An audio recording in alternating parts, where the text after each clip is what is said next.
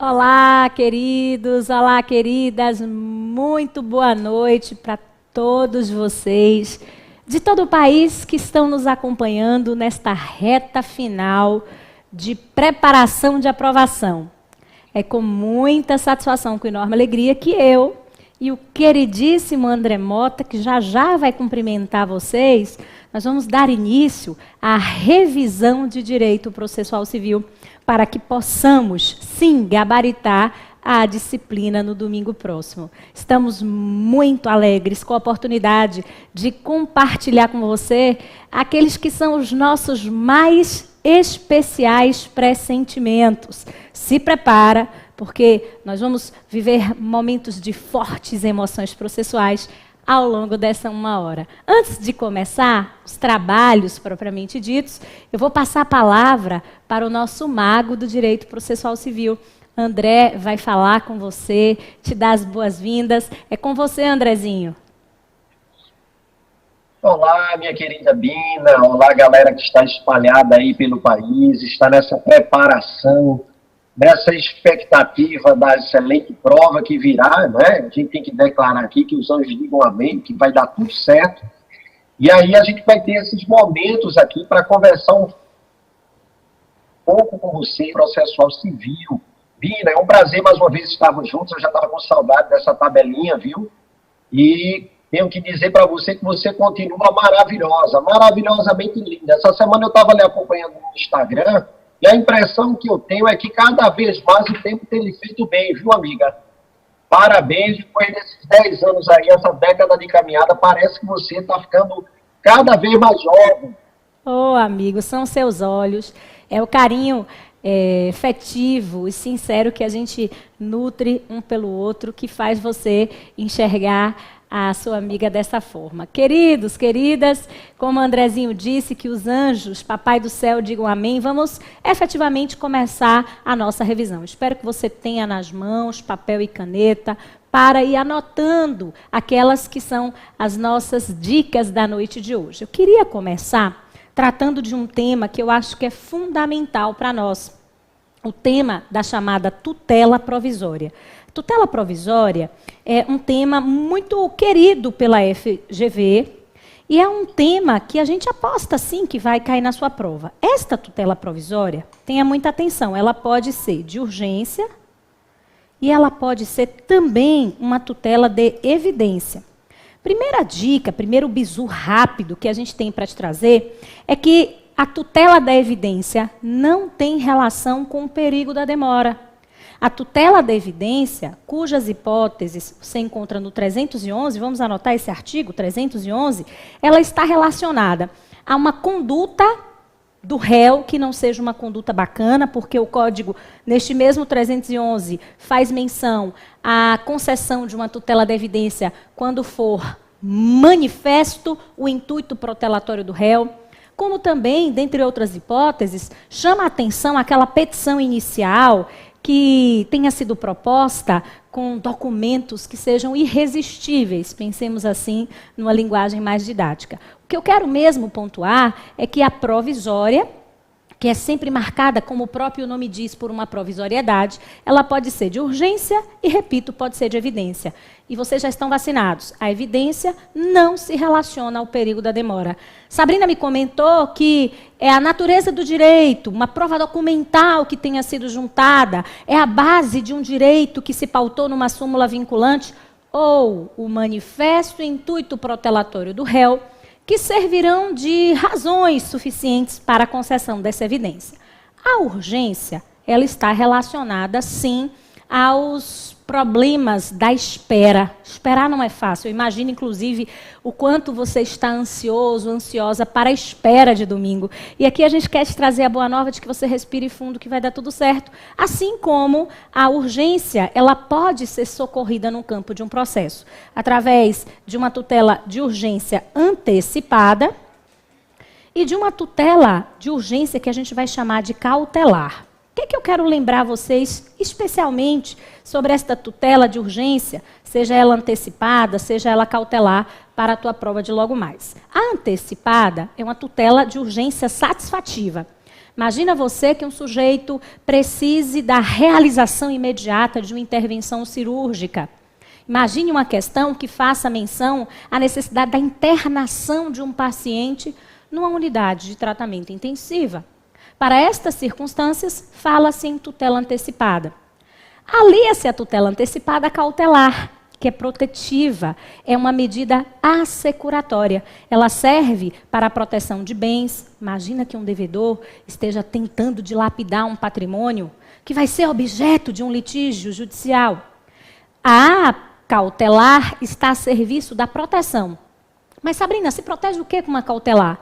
Marque a alternativa que diga que com a cautelar será possível a proteção de bens, a proteção de pessoas e até mesmo a possibilidade de proteção relacionada a uma prova. Porque é tão importante provar as alegações da parte? Pois bem, nos termos do 294, tanto uma tutela antecipada quanto uma cautelar, seja a medida de urgência, satisfativa ou protetiva, marque a alternativa que destaque a possibilidade de que elas sejam antecedentes ou incidentes. Dica rápida e super valiosa. Se na questão não se fizer referência a nenhum processo e surgir a necessidade destas medidas, dessas figuras urgentes, lembre que elas serão antecedentes. Agora, a questão fez menção à existência de um divórcio que já está em curso. A questão fez menção a uma execução de um cheque que já está em curso. E surge, neste contexto, a necessidade de uma proteção ou de uma antecipação de tutela. Nestes casos, assinale a alternativa que aponte que a tutela de urgência é uma tutela incidental. De conclusão, para a gente passar a palavra para o Andrezinho, eu queria lhe lembrar de duas referências substanciais. Quando a questão fizer menção a tutelas de urgência incidentais, que você acabou de checar comigo, são aquelas tutelas que a gente vai formular por simples petição ao longo do processo. Lembre que elas independem de custas. Não serão recolhidas custas para as tutelas de urgência que sejam incidentais. Segundo ponto, para ambas que estejam relacionadas à urgência, nós devemos ter atenção a preenchimento de requisitos. E estes requisitos estão no 300. Vale lembrar que a essa altura do campeonato, você não tem que se estressar aí do outro lado da tela memorizando o número desses artigos. Fazemos aqui a marcação do dispositivo só para que você, em tendo tempo, ainda consiga revisar. São 2 os requisitos para a concessão dessas tutelas provisórias, que sejam de urgência, porque a evidência nada tem que ver com o perigo da demora. Para a concessão de uma tutela de urgência, Sabrina, tanto cautelar quanto antecipada, Andrezinho, a resposta é positiva. Em ambos os casos, a gente deve fazer a prova da probabilidade do direito somada ao perigo da demora. Ou a gente faz a prova da probabilidade do direito e do perigo da demora, ou a gente atesta a probabilidade do direito e demonstra o risco de perda de utilidade do processo.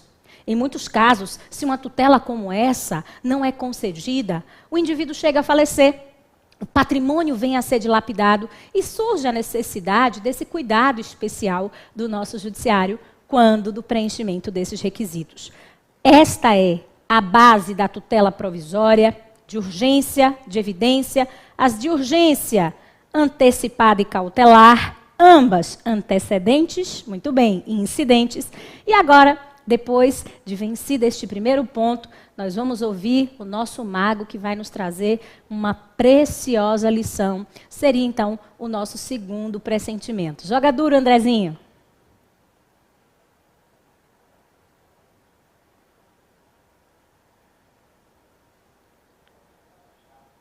Que maravilha, amiga. Sempre é bom ouvi-la e aprender cada vez mais com você. Veja bem, vamos para o segundo tema. E esse segundo tema é um tema que diz respeito ao incidente de desconsideração da personalidade jurídica. Ele é encontrado lá nos artigos 133 a 137 do Código de Processo Civil. É importante que vocês anotem, os nossos alunos que estão aí espalhados pelo país, anotem bem, porque a prova de processo civil Sabrina pode confirmar isso com a gente depois. A prova de processo civil, gente, que a FGV exige em termos de exame de ordem, é uma prova voltada para o texto de lei. Claro que eles não vão copiar e colar o texto de lei e jogar na tua prova, não é isso. Eles sempre dão uma situação, problema, um caso prático, bem coisa pequena, e se você tiver um conhecimento da lei, você vai tranquilamente fechar a respectiva questão, tá bom? Então vamos lá. Os artigos 133 a 137, eles tratam desse incidente de desconsideração da personalidade jurídica. Vejam bem, o que é que vocês aprendem lá no direito civil, no direito empresarial? Vocês aprendem que quando uma determinada pessoa jurídica, como por exemplo, uma sociedade empresária, por exemplo, ela é constituída, ela nasce lá com o registro dos seus estatutos perante o registro competente, ela ganha essa personalidade, ela ganha a personalidade jurídica, e é aí a aplicação daquilo que a gente chama de princípio da autonomia patrimonial. Ou seja, a pessoa jurídica ela passa a ter um patrimônio próprio, uma autonomia patrimonial, que não se confunde com o patrimônio dos seus respectivos sócios, ou seja, das pessoas naturais que integram essa pessoa jurídica. Então, aí há uma dualidade de patrimônio. Por isso é que a gente aprende, gente, que em meio a uma determinada relação obrigacional, uma pessoa jurídica, ela responde por suas dívidas. As dívidas das pessoas jurídicas, a princípio, não pode atingir a pessoa dos sócios. Beleza, tranquilo. Mas vocês aprendem lá no direito material, no direito civil, no direito empresarial, que muitas vezes essa pessoa jurídica ela é criada, mas aquilo que a gente chama de abuso de personalidade, caracterizado muitas vezes por aquilo que a gente chama de direito patrimonial. Vamos imaginar que uma determinada pessoa jurídica, quando vai se verificar, ela não possui nada registrado no seu nome, e o patrimônio que ela tinha, ela desviou para os sócios. Isso acontece, esse abuso de personalidade, de confusão patrimonial. É por isso que, pensando nisso, o legislador criou o Instituto da Desconsideração da Personalidade Jurídica, que vocês encontram tanto no Código Civil, no artigo 50, quanto no Código de Defesa do Consumidor, por exemplo, lá no artigo 28. O que é que vocês aprendem? Que através desse Instituto da Desconsideração da Personalidade Jurídica, diante de um processo judicial, o juiz ele poderá desconsiderar a personalidade da pessoa jurídica para partir ou direcionar a execução para a pessoa dos respectivos sócios que compõem essa pessoa jurídica. Beleza. Aí entra o processo civil na história. Processo civil, o novo Código do Processo Civil, Código do Processo Civil de 2015, ele trata, gente, ele trouxe aí aquilo que a gente chama de procedimentos ou regras processuais para a desconsideração da personalidade jurídica. Vocês encontram nesses artigos 133 a 137. E aí a primeira lição que a gente tira qual é? É que essa desconsideração da personalidade, ela não pode, gente, olha, se cair lá na tua prova, fica ligado, o juiz não pode desconsiderar a personalidade jurídica de ofício. Ou seja, o Código de Processo Civil exige que haja iniciativa, ou seja, requerimento da parte, ou do Ministério Público nos casos em que lhe couber intervir na relação processual. Essa é a primeira lição que a gente tira. A segunda lição que a gente tira é que a desconsideração da personalidade jurídica, ela ocasiona a suspensão do processo. O pedido e a instauração do incidente de desconsideração da personalidade jurídica vai instaurar a suspensão do processo. Ou seja, o processo ele fica paralisado até que o juiz decida se desconsidera ou não a personalidade jurídica. Então, se, por exemplo, lá tem um crédito para receber de uma determinada pessoa jurídica, no curso do processo, verifica que há um desvio patrimonial, um abuso de personalidade, o que é que ela vai fazer? Vai apresentar um requerimento junto ao juízo, solicitando a desconsideração. O juiz vai determinar a instauração desse incidente, tá? O processo vai ser suspenso até que ele decida se desconsidera ou se ele não desconsidera. Aí você pode perguntar, André, quer dizer que sempre vai haver, dos pedidos de desconsideração, sempre vai haver a suspensão do processo. Não é sempre. Pelo seguinte, gente, há possibilidade desse pedido de desconsideração ele ser feito logo na petição inicial. Então, muitas vezes o sujeito ele é um credor, ele quer receber um crédito, ele propõe uma ação contra uma determinada pessoa jurídica e já conhece, antes mesmo do processo, todo esse tipo de abuso que a pessoa jurídica vem cometendo. Então, o que é que ele pode fazer? Logo na petição inicial, ele vai solicitar aí a citação dos respectivos sócios, sem haver necessidade de paralisar o processo. Tá bom? Então, o que é que a gente vê? Desconsideração da personalidade jurídica. Vocês aprendem no direito material. Consiste em desconsiderar a personalidade jurídica no dado processo judicial de uma pessoa jurídica para direcionar uma execução contra o patrimônio dos sócios ou das pessoas naturais que compõem essa pessoa jurídica. Essa foi uma lição. A outra lição que vocês aprenderam é que essa desconsideração da personalidade jurídica ela é instaurada não de ofício, mas mediante requerimento civil da parte ou do Ministério Público. Terceiro lugar, o pedido, o requerimento de incidente de desconsideração da personalidade jurídica, ele vai ocasionar a suspensão da relação processual até que o juiz decida, salvo se esse pedido de desconsideração tiver sido feito logo no início do processo, na petição inicial. Uma última observação. Você pergunta, André, olha só, qual é? O juiz vai ter que decidir se ele desconsidera ou não a personalidade jurídica para direcionar a execução, né, ou direcionar a relação processual em face das pessoas naturais. André, o que se pergunta é o seguinte, será, quando o juiz decidir, ele vai acolher ou vai rejeitar? Contra essa decisão, qual é o recurso cabível? Aí vejam, vocês vão encontrar com o recurso cabível o agravo de instrumento. Está lá, uma das hipóteses, está elencada lá no artigo 1015 do CPC, exatamente a possibilidade de consideração, de interposição de agravo de instrumento contra a decisão do juízo de primeiro grau, que resolve o incidente de desconsideração da personalidade jurídica. Agora, cuidado, para eu fechar aqui e passar a palavra para a Bina novamente. É o seguinte, é que esse incidente, ele não só é, gente, requerido a nível de primeiro grau, não. De repente, ele pode ser requerido a qualquer momento, até mesmo na fase recursal. Se isso for efetivamente solicitado na fase recursal, aí caberá ao relator decidir se desconsidera ou não, e contra essa decisão do relator, que é uma decisão monocrática, consequentemente, caberá agravo interno.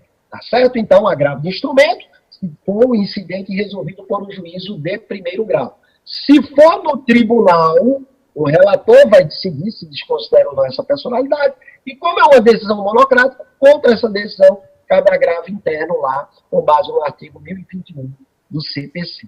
Bina, qual é o seu pressentimento? Qual é o próximo tema aí que pode ser abordado nessa prova aí que já está bem perto? Excelente, amigo. De fato, o incidente de desconsideração e todas as questões que você pontuou são sempre muito oportunas para uma prova como a nossa do domingo. E eu tenho certeza que tuas palavras foram certeiras e nós vamos, quem sabe, estar diante de uma questão sobre o incidente de desconsideração. Já que nós tratamos das tutelas provisórias e do incidente de desconsideração, como o Andrezinho me perguntou, o próximo pressentimento tem relação com a petição inicial. Nós sabemos que as demandas, as questões variadas, que logo mais chegarão a você através dos teus clientes, elas devem ser levadas à autoridade competente através da provocação da parte. É o que o próprio artigo 2º do CPC pontua. O processo se inicia pela provocação da parte. E perceba, resta-nos questionar, mas de que forma seria levada à autoridade judiciária competente a pretensão da parte? Eu sei que você já está respondendo a gente através da petição inicial. Logo, o nosso pressentimento diz respeito a questões relacionadas à petição inicial. A petição inicial, que tem a sua disposição prevista no artigo 319, é aquele que a gente pode considerar como o primeiro ato do processo. perceba que ela é o instrumento de que a parte vai se valer para levar a ameaça, a lesão ao seu direito ao poder judiciário. Essa petição inicial pode sim aparecer na prova do domingo. Primeira consideração que eu tenho efetiva para te trazer acerca da petição inicial é a de que no procedimento comum, mas Sabrina, eu não sei o que é o procedimento comum. O procedimento comum é o caminho, é o percurso que a gente pode considerar como o percurso padrão do CPC. Na generalidade das situações que logo mais vão chegar para você, nós vamos utilizar um procedimento que é o comum. A gente só não vai usar este procedimento comum, nos termos do 318, se você quiser anotar, quando a lei tiver estabelecido um procedimento especial. Depois a gente fala mais sobre isso. Por ora, basta lembrar que a petição inicial é o primeiro ato do processo, qualquer que seja o procedimento, e aí de brinde a gente já lembrou que o procedimento regra é o procedimento comum. Essa petição inicial, neste procedimento, deve ser apresentada por escrito, e ela deve seguir, pensemos assim, uma receita. Uma receita que a gente pode chamar de requisitos da petição inicial.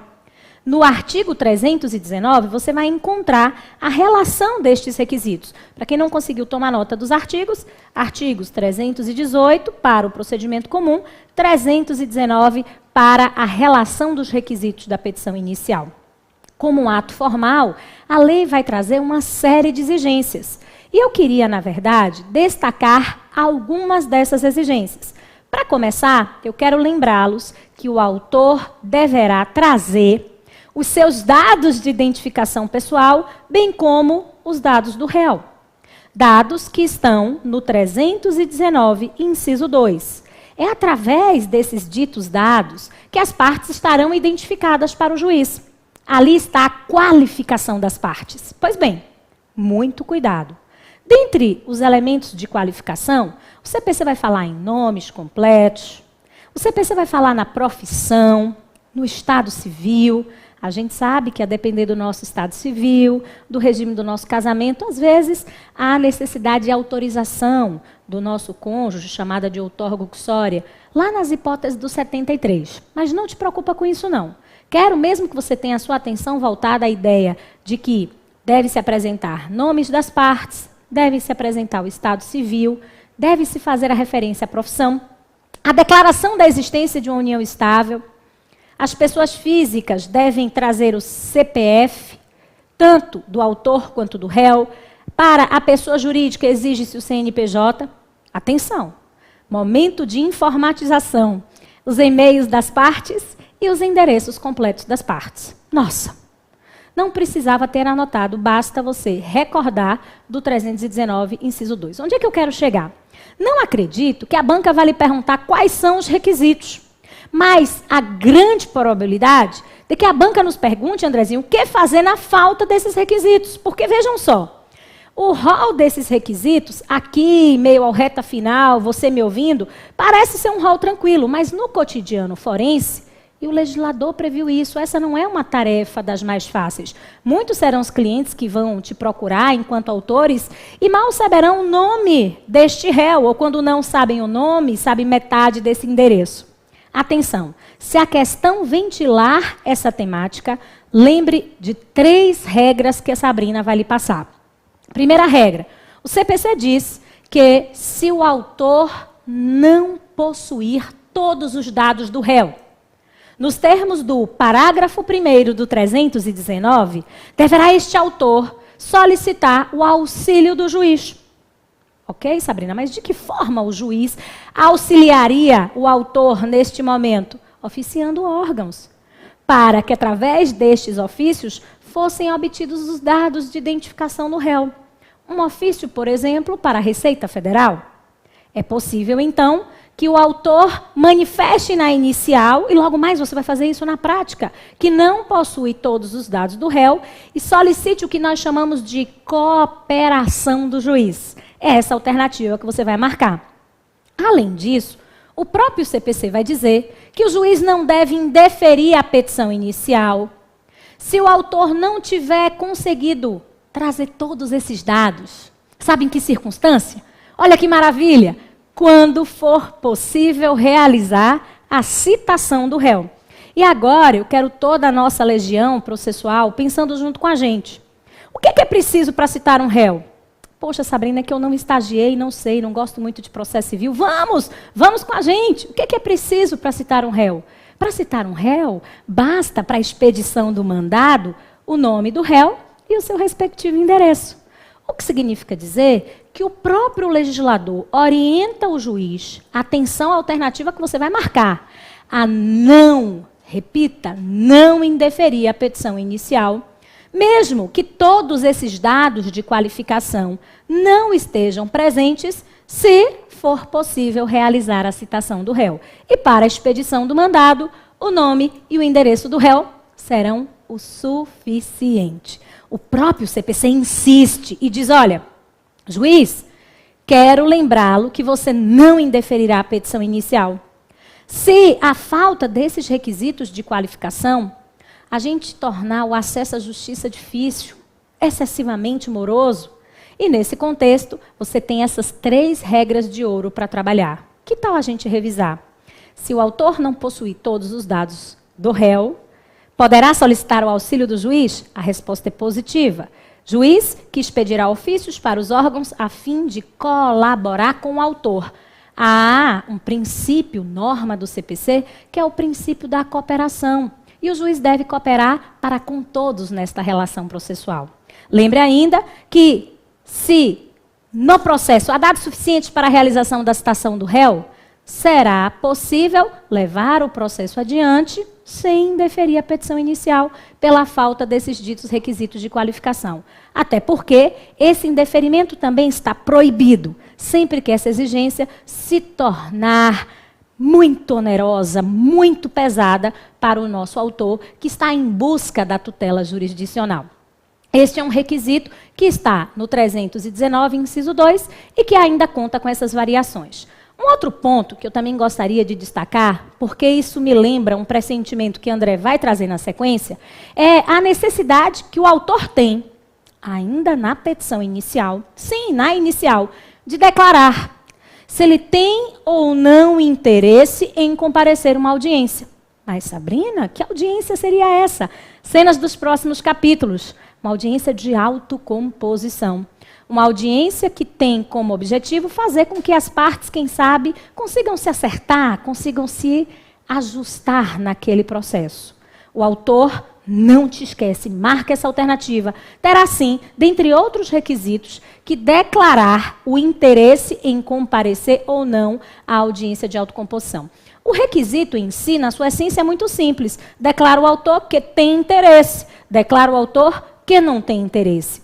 Logo mais a gente vai perceber o que se encaminhará no curso do procedimento, na medida em que o réu também se manifestar acerca dessa audiência. A gente bem sabe que muitas são as circunstâncias em que os ânimos estão tão aquecidos, Andrezinho, que os sujeitos realmente não querem se encontrar. E a gente vai falar sobre isso já já. Para passar a palavra para André, eu quero lembrar de um último pressentimento. Essa petição inicial deve ser construída com base em todos os requisitos. Aqui eu pontuei os 2 que eu entendo que tem mais chances de serem cobrados. E pronta a petição inicial, já vejo você inclusive levando a protocolo tua petição inicial, ela será levada à distribuição ou respectivo registro, naqueles locais onde só há um juízo. Quero apenas lembrar, para arrematar minha fala, que essa petição inicial será analisada pelo juiz. O juiz vai conferir se nós preenchemos ou não estes requisitos. E atenção, se numa questão da tua prova domingo for feita a referência a uma petição inicial que, poxa, não foi elaborada em seu perfeito estado, foram identificados vícios sanáveis, não foi feito o requerimento de provas, não se atribuiu o valor da causa, marque a alternativa que destaque o dever que o juiz tem de conceder um prazo de 15 dias para que o autor emende ou complete a petição inicial. Atenção, esta emenda é um dever do juiz, o prazo da emenda é de 15 dias, ela será uma ordem judicial nas hipóteses de vícios que a gente pode chamar de sanáveis, como a melhor doutrina pontua, falta de requisitos que possam ser supridos, e o juiz deve especificar aquilo que deve ser emendado. Hoje, o juiz precisa dizer qual é a falha da inicial da Sabrina, qual é a falha da inicial do André. Porque, em sendo omisso, será cabível embargos de declaração. Agora, a gente vai ouvir Andrezinho.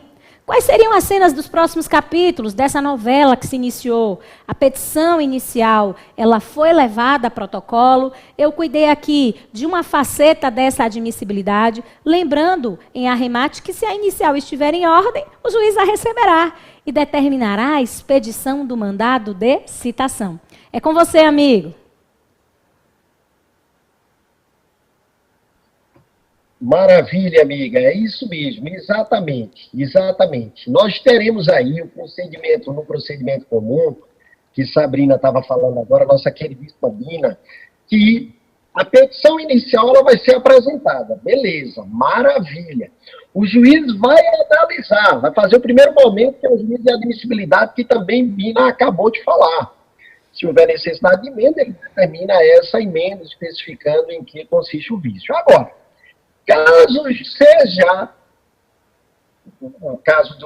receber a petição inicial, ele vai determinar a citação da parte ré, mas não é mais a citação da parte ré para ela contestar como acontecia no CPC anterior, Bina. Não é verdade?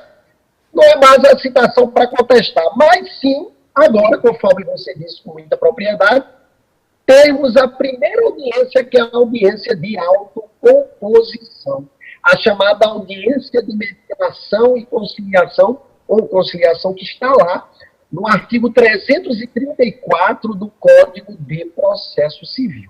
Então, o que é que acontece? O juiz recebe a petição inicial da parte autora, determina a citação do réu, não para contestar agora, mas sim para comparecer a uma audiência, que é chamada audiência de autocomposição, de mediação ou conciliação, é chamado de mediação ou conciliação. E aí você pode até perguntar, André, mas o que é mediação? Qual é a diferença da mediação para a conciliação, André? Porque você está dizendo que o juiz vai mandar citar o réu e mandar o processo para que seja feita uma audiência com o mediador do fórum ou com o conciliador. Qual seria essa diferença, né? Qual é a diferença, qual é a distinção? É que na mediação, gente, na mediação, o mediador ele só tenta restabelecer o contato entre as partes. O mediador, ele não oferece solução, ele apenas vai dialogar com as partes. Ao passo que o conciliador, ele oferece, sim, aí a possibilidade de uma solução. Claro que as partes não estão obrigadas a isso, mas as partes irão efetivamente optar por aceitar. Então, na conciliação, por exemplo, A propõe uma ação cobrando a dívida de B, e aí o conciliador olha e diz, olha, você está cobrando uma dívida tal, já o réu está achando que só deve tanto, por que não vamos fazer um acordo aqui na base dos textos? Então é isso. A ideia da conciliação é essa. Então, você pode até ficar mais curioso agora. André, olha, mas tudo bem. Você está dizendo que o juiz recebe a petição inicial, manda citar o réu para que ele compareça juntamente com o autor. A audiência de autocomposição, você fez agora uma diferença de mediação para conciliação. Na mediação, o mediador não oferece solução, na conciliação, o conciliador oferece uma solução. Beleza. Mas, André, o que me causa aí a dúvida maior é saber quando é que o juiz ele vai determinar a realização de uma audiência junto ao mediador ou junto ao conciliador. E aí a minha resposta é a seguinte: será aconselhável a mediação quando as partes elas já tinham um relacionamento anterior ao processo? Isso acontece, é mais aconselhável nas ações de família, quando as pessoas já tinham um relacionamento anteriormente ao ajuizamento da demanda. Nas ações que envolvam o direito de vizinhança, como acontece naquela situação na qual o vizinho propõe uma ação contra outro que realiza uma determinada obra que pode prejudicar o seu imóvel. Então, é mais aconselhável a mediação, já que os vizinhos já tinham um relacionamento anterior. Acontece também naquelas ações que digam respeito, né, à relação entre sócios. Então, todas essas situações é mais aconselhável que o juiz vá para o mediador e tentará restabelecer o diálogo entre as partes. Agora, quando se tratar de ações entre duas pessoas que não tinham relacionamento anterior, aí será aconselhável a conciliação. Como, por exemplo, Duas pessoas que se envolvem num acidente de trânsito nunca se viram na vida. O juiz, quando receber a petição inicial, vai mandar citar o réu e determinar que as partes compareçam à audiência de conciliação. Vejam bem, esta audiência, ela é, a princípio, obrigatória, gente. Significa dizer que tanto o autor quanto o réu deverá efetivamente comparecer. Aí você pergunta, André, se a parte deixar de comparecer, seja parte autora, seja parte ré, ela será considerada praticante de ato atentatório à dignidade da justiça e será punida com uma multa que pode chegar a 2% do valor da causa. Multa essa que será revertida ou para o Estado, se a justiça for estadual, ou para a União, se a justiça ela for federal. E uma outra questão importante é o seguinte, gente, já caiu até em exame de ordem. Vejam bem, essa audiência, a princípio, ela é obrigatória. Caiu, eu acho, Bina, depois eu não sei se você ainda lembra, eu não lembro bem, eu não sei se foi no exame retrasado que caiu uma questão sobre essa questão, não foi isso? E aí a questão dizia o seguinte, a questão dizia que fulana, não lembro o nome bem, vamos colocar lá, Maria, propôs uma ação para obter a cobrança de uma dívida relativamente a outra pessoa, vamos lá imaginar, que é João, né? E o juiz designou a audiência de autocomposição. E aí, o advogado de Maria, né, da autora, disse para ela para que servia a audiência, qual era o intuito da audiência, e ela disse que não queria, não havia possibilidade de acordo. Foi, Bina, disse que não havia possibilidade de acordo. Dada a situação hipotética, é correto afirmar. Gente, qual era a resposta correta? A resposta correta é a que disse que o advogado de Maria deverá orientá-la, ela que é a autora, deverá orientá-la no sentido de que ela compareça, porque o seu não comparecimento será considerado ato atentatório punível com multa. Era essa a resposta, nada mais, era só isso, tá? Mas para fazer o encerramento aqui dessa temática, e passar a bola para a Bina, eu pergunto para vocês, olha, será que essa audiência não poderá deixar de ser realizada, de repente? A resposta é sim, ela poderá deixar de ser realizada em duas hipóteses que vocês precisam estar atentos. A primeira hipótese, que essa audiência ela não será realizada, primeira hipótese, se o direito discutido não for suscetível, não for sujeito à autocomposição. Então, a gente sabe que existem direitos que são indisponíveis, e direito indisponível a parte não pode dispor, não é verdade? Eu não posso imaginar, Bina, por exemplo, que numa ação, por exemplo, de interdição, que uma pessoa ingressa com uma ação para pedir a interdição de outra, se designe essa audiência, já que o objeto é indisponível, é o estado da capacidade de alguém. Você pode fazer acordo, não é, Bina, para dizer, olha, o sujeito vai ser interditado, vamos fazer um acordo aqui, se pode ou se não pode. Não, esse direito é indisponível, o juiz tem que dar sequência, essa audiência não é realizada, e aí a gente tem que, de fato, mandar produzir contas, tá bom? Aí, essa é uma primeira situação. A audiência não será realizada se o direito discutido não for suscetível de autocomposição. Segundo lugar, essa audiência não será realizada, aí pega aquilo que Bina falou, se ambas as partes elas não quiserem. Aí, onde é que elas terão que manifestar isso? Bina já falou com relação ao autor. O autor, um dos requisitos da petição inicial é que ele tem que apontar se há interesse na realização ou não dessa audiência. Por isso é que ele vai colocar o advogado dele lá no final. Declara o autor que... Aí ele vai dizer que tem interesse ou não tem. Se o advogado do autor, vejam bem que coisa interessante, mesmo que o advogado do autor diga que não tem, que o autor não tem interesse, ainda assim o juiz vai mandar citar o réu e vai designar essa audiência.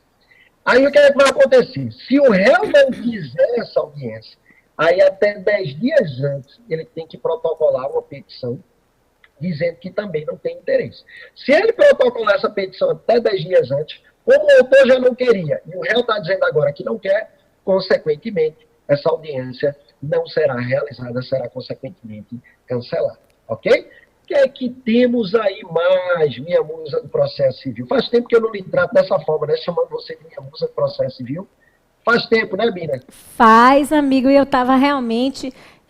eu compartilho com você que está em casa com saudades dessa dobradinha com o André, porque nós já estamos juntos há quase uma década e para nós é motivo de grande alegria ter a oportunidade de trabalharmos juntos. Daí porque a gente fica curtindo um ao outro aqui, enquanto um fala, o outro fala. E, pois bem, assim como a nossa revisão, o processo continua. Como ele comentou, a proposta dessa audiência é fazer com que as partes, em sendo possível, elas cheguem a um consenso, elas se harmonizem através do diálogo. Mas, vejam só, vamos trabalhar duas hipóteses. A audiência foi realizada, porque não foi o caso de aplicação de nenhuma das hipóteses que ele comentou, que estão lá no parágrafo 4º do 334. Não era um direito indisponível, de fato, ambas as partes não expressaram que tinham desinteresse, tem uma que está a fim de conversar, ainda que a outra não esteja, a audiência ela será realizada. Ok, a audiência foi designada, mas não houve possibilidade de ajuste. É muito curioso. Tem umas 2 semanas que eu, inclusive, fui para uma audiência como essa, amigo, e o grau de animosidade, às vezes, entre as partes, chega a ser curioso. Porque as partes, elas sentaram uma de costa para as outras, como se estivessem ali em completa negação. Porque, de fato, tem coisas que mexem com a gente, né? Mexem comigo, mexem com você, mexem com o Andrezinho. E, de fato, às vezes, as partes não conseguem avançar. O que é que o CPC vai dizer? Se as partes não acordarem, será aberto um prazo para o oferecimento da resistência, da contestação. Chega, então, o momento do réu ter a oportunidade de exercer o contraditório, de trazer as razões dele, de fazer com que o juiz perceba a sua visão sobre aquela temática que foi levada à apreciação do juiz. Eu quero lembrar apenas que, do mesmo modo que, por vezes, a resistência e as partes não conseguem chegar a um consenso, não esquece que se a audiência é designada, as partes comparecem, ninguém cometeu o ato atentatório, e elas chegam a um justo acordo, marque a alternativa domingo, que destaca que se as partes transigirem, o rumo deste processo será a sua extinção, o processo será extinto. Agora, preste atenção. Ao pensar em extinção, lembre que existem 2 tipos de extinção. Uma extinção que se dá sem a resolução do mérito, não é o que se aplica na hipótese, e a extinção que se dá com resolução do mérito. Essa transação, ela será homologada, e após essa homologação, ela é caracterizada como uma sentença. Uma sentença que tem força para extinguir o processo, muito bem, com resolução do mérito. Vale anotar e conferir o artigo 487, porque em algum momento da fala do Andrezinho, ele comentou, Bina depois vai poder atestar que na nossa prova a banca examinadora tem o hábito de cobrar o texto da lei. E aqui eu ratifico a informação que ele já te passou. Bem verdade que eles vão cobrar esses dispositivos que nós estamos mencionando, mas vale o alerta, através de situações de problema. Razão pela qual pensar como advogado, como advogada que você já é fundamental para que você consiga a solução para aquele problema, para que você julgue se aquela situação está ou não está acertada.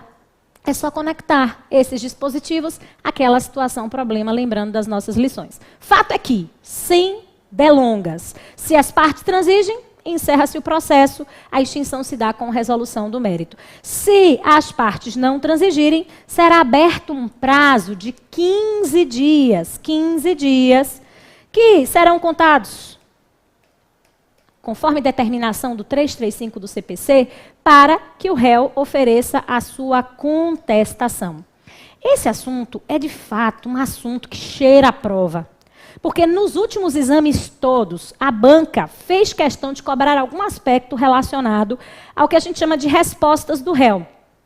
Dentre as respostas do réu, vamos pensar assim, a resposta é a contestação. Especialmente porque essa contestação, que será apresentada em 15 dias, levando-se em consideração que tem acontecido no processo anteriormente, a audiência foi realizada, não foi realizada, e o réu terá, então, a oportunidade de apresentar as suas resistências. Sabe qual é o segredo para marcar essa questão? É que esta contestação, que é o exemplo vivo do contraditório, ela passou a adotar um princípio que eu particularmente adoro, porque facilita demais a tua vida como advogado, como advogada de réu, que é o chamado princípio da concentração da defesa. O que acontece? No CPC pretérito, nós labutávamos, hein, Andrezinho, para oferecermos as respostas do réu. Por quê? Estas respostas, elas eram apresentadas em peças separadas. E o CPC de 2015 resolve simplificar o oferecimento dessas respostas. Assim, preste atenção. Se a questão te perguntar sobre incompetências relativa ou absoluta, assinale a alternativa que indique que as incompetências, quaisquer que sejam elas, serão matéria de contestação. Mas, Sabrina, até mesmo a relativa no processo civil, sim. Não há mais espaço no processo civil à exceção de incompetência relativa. Incompetência relativa ou absoluta é matéria da contestação. A FGV já te perguntou 2 vezes sobre essa temática. É o que dispõe o 64, é o que ratifica o 337. Agora, nem só de incompetências vive a contestação.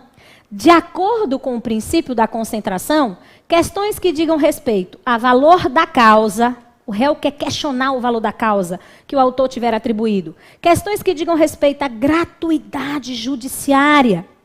De repente, o autor pediu a gratuidade, disse naquele momento que não tinha condições de arcar com as custas do processo, e o réu, de olho vivo, antenado ali no Facebook, no Instagram daquele autor, vai tentar desmistificar esta ideia. Não é bem assim, esse sujeito tem sim condições. Obviamente que eu não estou lhes dizendo que estas redes sociais serão os únicos meios probatórios para a sustentação do afastamento desta gratuidade. Fato é que este é o novo babado do momento. É muito difícil lidarmos com uma demanda em que a gente envolva essas questões e a gente não encontre prints de tela do Face, do Insta, para as mais variadas questões, das mais pitorescas às mais simples. Fato é que, se te perguntarem em que local o réu vai discutir a gratuidade, marque sem medo. Antes era uma impugnação separada, apartada, hoje a matéria é objeto de contestação. Se não bastasse tudo isso, o réu, a gente sabe, tem a oportunidade de contra-atacar. Há réus que, como eu costumo te dizer, se sentem vítima, né? Os réus chegam para mim e dizem, olha, a senhora tem que caprichar, viu? Agora, a senhora, além de caprichar nessa defesa, eu quero pedir. Porque quem me deve alguma coisa é ele. E o CPC permite a este réu este contra-ataque, através da reconvenção. O pedido que o réu formulará nessa reconvenção há de ser conexo a uma série de peculiaridades. E eu gostaria de te pedir, se me permite, pediríamos, porque sou litisconsorte necessária do André, que você conferisse o 343, vale conferir esse dispositivo, porque é um grande pressentimento nosso para a prova. Lembrando de que nesta reconvenção o réu vai pedir. E o pedido que ele vai formular tem que ser um pedido conexo ao que já foi proposto pelo autor naquela pretensão, qualquer que seja ela. Ah, o autor pediu um dano moral. Poxa, o réu é que se sente vítima e vai pedir aquele mesmo dano moral. Ou ele deve estar atrelado à mesma causa de pedir. O que eu devo lembrar é que esta reconvenção, para passar novamente a palavra para o Andrezinho, é nos termos desse 343 uma etapa da contestação. Se você confere o caput, se você tiver com o seu VAD aí aberto, ele vai destacar que na reconvenção o réu apresentará, na sua contestação, o réu oferecerá a sua reconvenção. E é preciso ter atenção a um detalhe. O pedido tem que ser conexo, a reconvenção é uma parte da contestação, mas eu não posso dispensar uma exceção, que está lá no 343, parágrafo 6º. O que tem de mais nessa exceção? A lei vai dizer que se o réu oferecer apenas a reconvenção, o que eu acho que a gente não recomendaria, né, Andrezinho, porque seria um risco danado, mas eu sempre até brinco com vocês em aula, digo, gente, se o sujeito tiver um juízo, né, estiver ali naquela situação quase de interdição processual do Andrezinho e quiser apenas autoconfiante reconvir sem contestar, mas veja, reconvenção sem a contestação. Aí, neste caso, se a questão conta esta trama, como já aconteceu no exame pretérito envolvendo uma Catarina, se o sujeito só for reconvir e não contestar, aí a reconvenção, neste caso, será apresentada em peça separada. Se a questão, domingo, ouça bem, traz uma contestação, reconvenção vem dentro da contestação. Só se reconvirá em peça separada se o sujeito não contestar. Hipótese em que será decretada revelia, nos termos do 344. Por quê? É revel aquele que não contestou. Revelia é fato processual. E aí, Andrezinho, como é que a gente dá continuidade a essa trama? Começamos com o inicial, falamos em citação, em audiência. Agora, nada deu certo, as partes não conseguiram se ajustar. O réu, se juízo tiver, ofereceu a sua resistência. E como é que a gente segue com essa novela processual? Maravilha, maravilha, Bina. Olha só. Nós temos agora que tratar um pouco acerca da questão dos recursos, não é? É o próximo tema dessa nossa dica aí. A gente está pressentindo, né, amiga, que coisas boas virão. Vamos torcer para que a gente tenha uma aprovação maciça e eu tenho certeza que com fé em Deus vai dar tudo certo, né, amiga? Eu até estou querendo, eu estava olhando aqui que na medida em que a gente vai desenvolvendo a nossa aula, a gente vai ganhando um número de seguidores, né, amiga? É importante falar aí nas nossas redes sociais.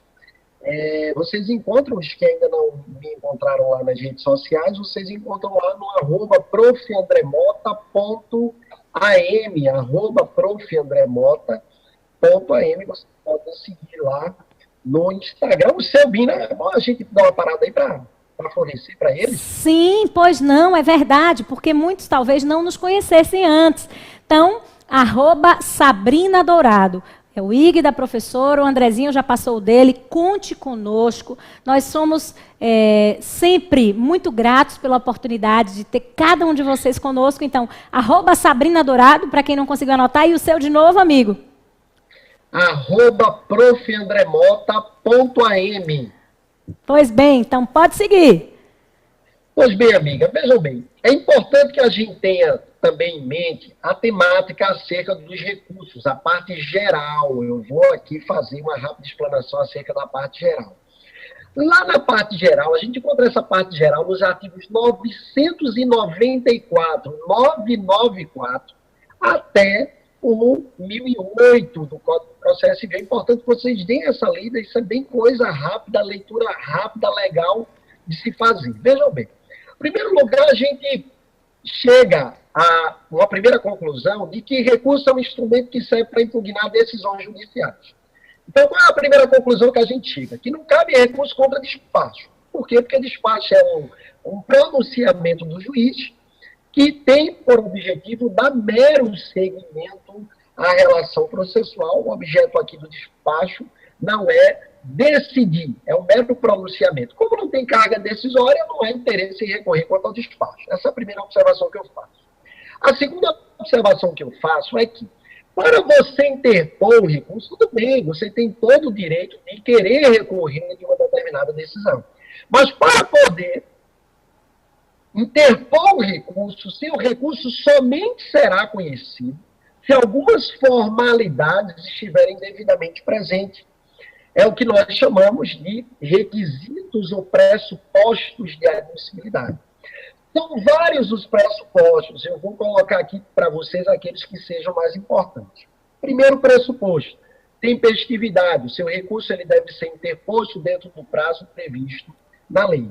O novo CPC facilitou muito a vida da gente. Por quê? Porque com o novo CPC, se vocês forem lá para o artigo 1003, vocês vão ver que os recursos hoje, com exceção dos embargos de declaração, que são apresentados no prazo de 5 dias, todos os demais recursos do Código de Processo Civil são apresentados lá no prazo de 15 dias. Então, os embargos de declaração continuam com 5 dias e os demais recursos, apelação, agravo de instrumento, recurso especial, recurso ordinário, recurso extraordinário, agravo interno, todos os demais vocês vão encontrar sendo interpostos no prazo de 15 dias.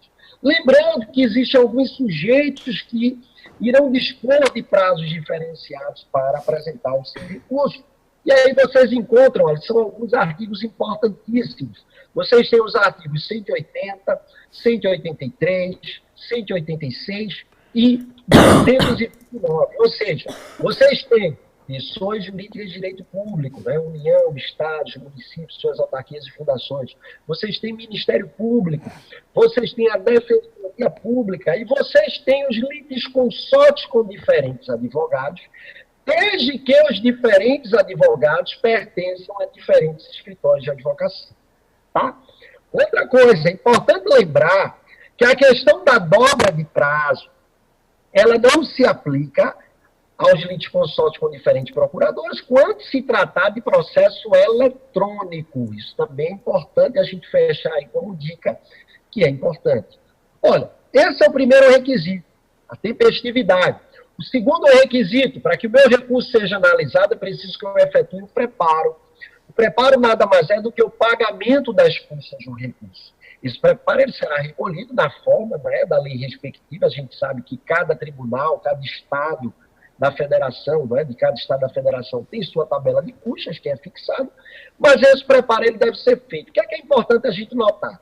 Quando o meu recurso ele for interposto, o preparo deverá ser comprovado no ato da interposição do recurso, ou seja, sendo o processo, não é, lá físico, por exemplo, eu vou juntar a guia do pagamento, né, das custas deste recurso. Eu tenho que comprovar esse preparo no ato da interposição do recurso. Diferentemente lá dos juizados, né, onde o preparo ele pode ser feito, pode ser comprovado, perdão, nas 48 horas seguintes à data da interposição do recurso, lá dos juizados especiais cíveis da Lei 9.099. Mas, em regra, o preparo ele deve ser comprovado no ato da interposição do recurso.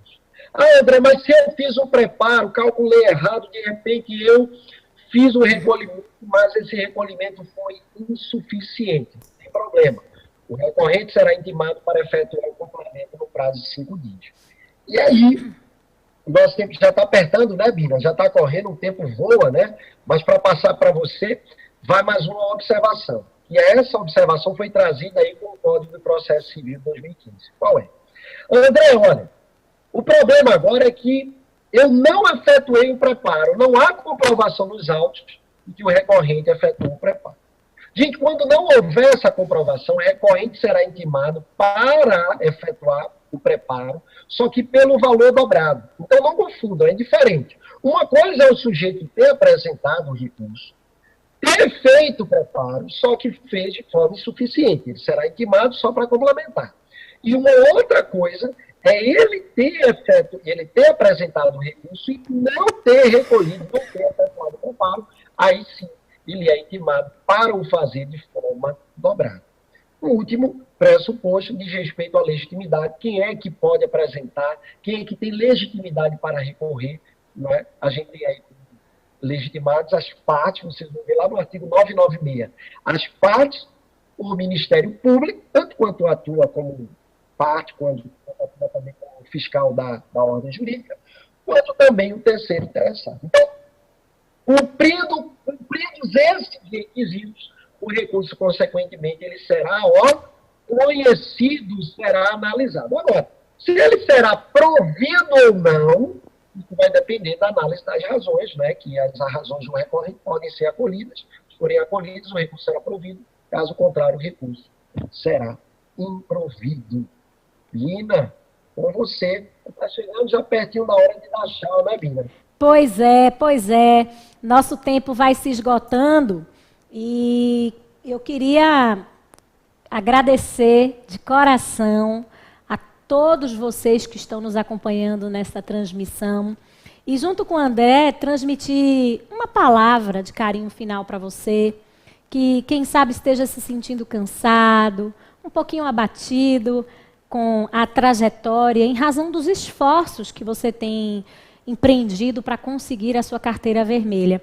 Eu queria, de coração, te lembrar que Papai do Céu está do seu lado, que todo o seu esforço será efetivamente recompensado, que é hora de olhar para frente, de pensar no momento da sua prova, canalizando energias positivas, acreditando que a recompensa por esse esforço sobre o qual falou há pouco, ela virá, até porque, como eu costumo dizer com o Andrezinho, a vontade de Papai do Céu, eu tenho certeza, ela concorre agora com o seu desejo.